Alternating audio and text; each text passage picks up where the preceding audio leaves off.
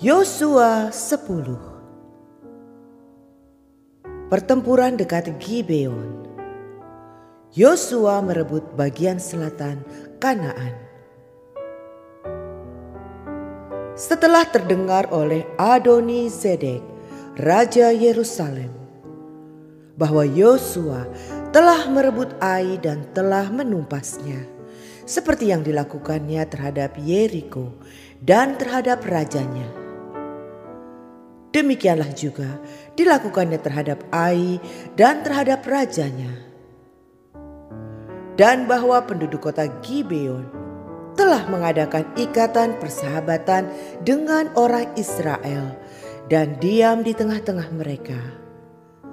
Maka sangat takutlah orang, sebab Gibeon itu kota yang besar, seperti salah satu kota kerajaan, bahkan lebih besar dari Ai. Dan semua orangnya adalah pahlawan. Sebab itu Adoni-Zedek, Raja Yerusalem, menyuruh orang kepada Hoham, Raja Hebron, kepada Piream, Raja Yarmut, kepada Yafia, Raja Lakhis, dan kepada Debir, Raja Eglon, mengatakan, "Datanglah kepadaku dan bantulah aku, supaya kita menggempur Gibeon, karena telah mengadakan ikatan persahabatan dengan Yosua dan orang Israel." Lalu kelima raja orang Amori itu berkumpul dan bergerak maju. Raja Yerusalem, Raja Hebron, Raja Yarmut, Raja Lakhis, dan Raja Eglon, mereka beserta seluruh tentara mereka. Mereka berkemah mengepung Gibeon dan berperang melawannya. Lalu orang-orang Gibeon itu menyuruh orang kepada Yosua ke tempat perkemahan di Gilgal, mengatakan, "Jangan menarik tanganmu daripada hamba-hambamu ini. Datanglah dengan segera kepada kami. Lepaskanlah kami dan bantulah kami. Sebab semua raja orang Amori yang diam di pegunungan telah bergabung melawan kami." Lalu Yosua bergerak maju dari Gilgal, dia dan seluruh tentara yang bersama-sama dengan dia. Semuanya pahlawan yang gagah perkasa. Berfirmanlah Tuhan kepada Yosua, "Janganlah takut kepada mereka, sebab aku menyerahkan mereka kepadamu. Tidak seorang pun dari mereka yang akan dapat bertahan menghadapi engkau." Lalu Yosua menyerang mereka dengan tiba-tiba setelah semalam-malaman bergerak maju dari Gilgal. Dan Tuhan mengacaukan mereka di depan orang Israel, sehingga Yosua menimbulkan kekalahan yang besar di antara mereka dekat Gibeon, mengejar mereka ke arah pendakian Bet Horon, dan memukul mereka mundur sampai dekat Azekah dan Makeda. Sedang mereka melarikan diri di depan orang Israel dan baru di lereng Bet Horon, maka Tuhan melempari mereka dengan batu-batu besar dari langit sampai ke Azekah, sehingga mereka mati. Yang mati kena hujan batu itu ada lebih banyak dari yang dibunuh oleh orang Israel dengan pedang. Lalu Yosua berkata kepada Tuhan pada hari Tuhan menyerahkan orang Amori itu kepada orang Israel. Ia berkata di hadapan orang Israel, "Matahari, berhentilah di atas Gibeon, dan engkau, bulan, di atas lembah Ayalon." Maka berhentilah matahari dan bulan pun tidak bergerak, sampai bangsa itu membalaskan dendamnya kepada musuhnya. Bukankah hal itu telah tertulis dalam kitab orang jujur? Matahari tidak bergerak di tengah langit, dan lambat-lambat terbenam kira-kira sehari penuh. Belum pernah ada hari seperti itu, baik dahulu maupun kemudian, bahwa Tuhan mendengarkan permohonan seorang manusia secara demikian.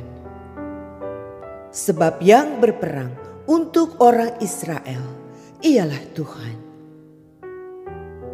Kemudian Yosua dan seluruh orang Israel yang menyertainya pulang kembali ke tempat perkemahan di Gilgal.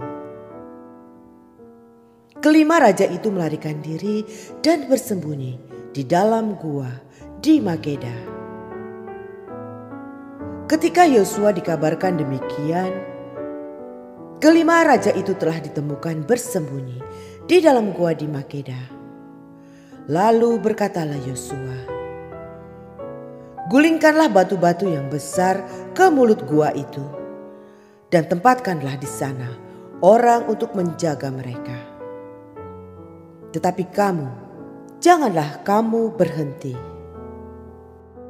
Kejarlah musuhmu dan hantamlah barisan belakangnya. Janganlah biarkan mereka masuk ke dalam kota-kota mereka. Sebab Tuhan Allahmu menyerahkan mereka kepadamu." Setelah Yosua dan orang Israel selesai menimbulkan kekalahan yang besar sekali di antara mereka, sampai mereka dihancurkan sama sekali, beberapa orang dari mereka dapat lolos dan masuk ke kota-kota yang diperkuat. Pulanglah seluruh bangsa itu dengan selamat kepada Yosua ke tempat perkemahan di Makeda. Tidak ada seorang pun yang berani melemparkan kata-kata ancaman terhadap orang Israel. Kemudian berkatalah Yosua, "Bukalah mulut gua dan keluarkanlah kelima raja itu dari dalam dan bawa kepadaku." Dilakukan oranglah demikian. Kelima raja itu dikeluarkan dari gua itu dan dibawa kepadanya. Raja Yerusalem, Raja Hebron, Raja Yarmut, Raja Lakhis, dan Raja Eglon. Setelah raja-raja itu dikeluarkan dan dibawa kepada Yosua, maka Yosua pun memanggil semua orang Israel berkumpul dan berkata kepada para panglima tentara yang ikut berperang bersama-sama dengan dia, "Marilah dekat, taruhlah kakimu ke atas tengkuk raja-raja ini." Maka datanglah mereka dekat dan menaruh kakinya ke atas tengkuk raja-raja itu.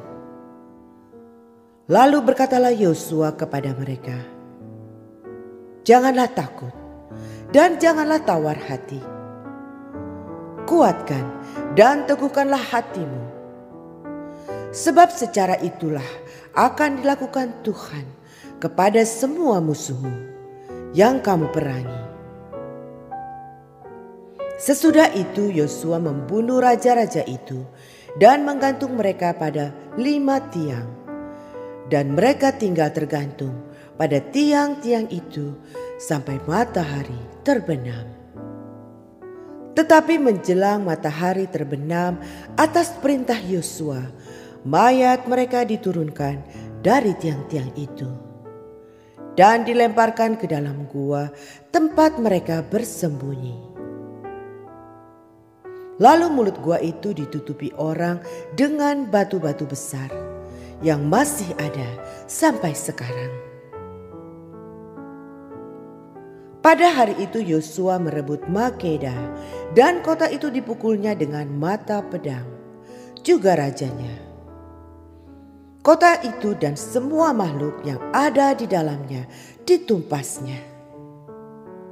Tidak ada seorang pun yang dibiarkannya lolos. Dan Raja Makeda diperlakukannya seperti telah diperlakukannya Raja Yeriko. Kemudian Yosua dengan seluruh Israel berjalan terus dari Makeda ke Libna, lalu memerangi Libna. Dan Tuhan menyerahkan kota itu juga kepada orang Israel beserta rajanya. Yosua memukul kota itu dan semua makhluk yang ada di dalamnya dengan mata pedang. Tidak ada seorang pun di dalamnya yang dibiarkannya lolos. Dan rajanya itu diperlakukannya seperti telah diperlakukannya Raja Yeriko. Kemudian Yosua dengan seluruh Israel berjalan terus dari Libna ke Lakhis, lalu berkemah mengepung kota itu dan berperang melawannya. Dan Tuhan menyerahkan Lakhis kepada orang Israel. Yosua merebut kota itu pada hari yang kedua. Kota itu dan semua makhluk yang ada di dalamnya dipukulnya dengan mata pedang, tepat seperti yang dilakukannya terhadap Libna. Lalu Horam, Raja Gezer, maju untuk membantu Lakhis. Tetapi Yosua menewaskan dia dan rakyatnya, sehingga tidak ada seorang pun padanya yang dibiarkannya lolos. Kemudian Yosua dengan seluruh Israel berjalan terus dari Lakhis ke Eglon. Lalu mereka berkemah mengepung kota itu dan berperang melawannya. Kota itu direbut mereka pada hari itu juga dan dipukul dengan mata pedang. Semua makhluk yang ada di dalamnya ditumpasnya pada hari itu, tepat seperti yang dilakukan terhadap Lakhis. Kemudian Yosua dengan seluruh Israel bergerak maju dari Eglon ke Hebron, lalu berperang melawannya. Negeri itu direbut mereka dan dipukul dengan mata pedang, juga rajanya dan segala kotanya dan semua makhluk yang ada di dalamnya. Tidak seorang pun yang dibiarkannya lolos, tepat seperti yang dilakukan terhadap Eglon. Kota itu dan semua makhluk yang ada di dalamnya ditumpasnya.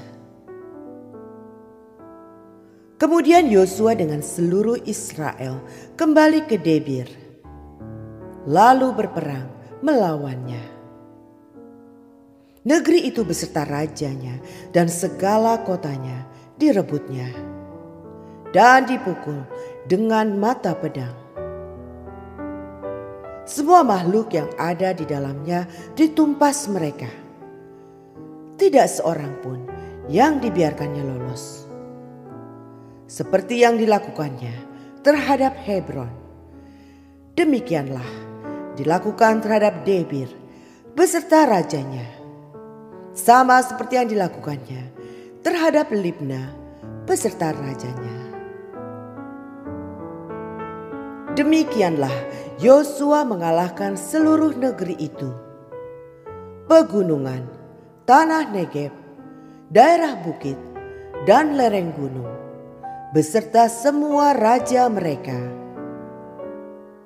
Tidak seorang pun yang dibiarkannya lolos, tetapi ditumpasnya semua yang bernafas, seperti yang diperintahkan Tuhan, Allah Israel. Yosua menewaskan mereka dari Kades Barnea sampai Gaza, juga seluruh tanah Goshen sampai Gibeon. Semua raja ini dan negeri mereka telah dikalahkan Yosua sekaligus. Sebab yang berperang untuk orang Israel ialah Tuhan, Allah Israel. Kemudian Yosua dengan seluruh Israel pulang kembali ke tempat perkemahan di Gilgal.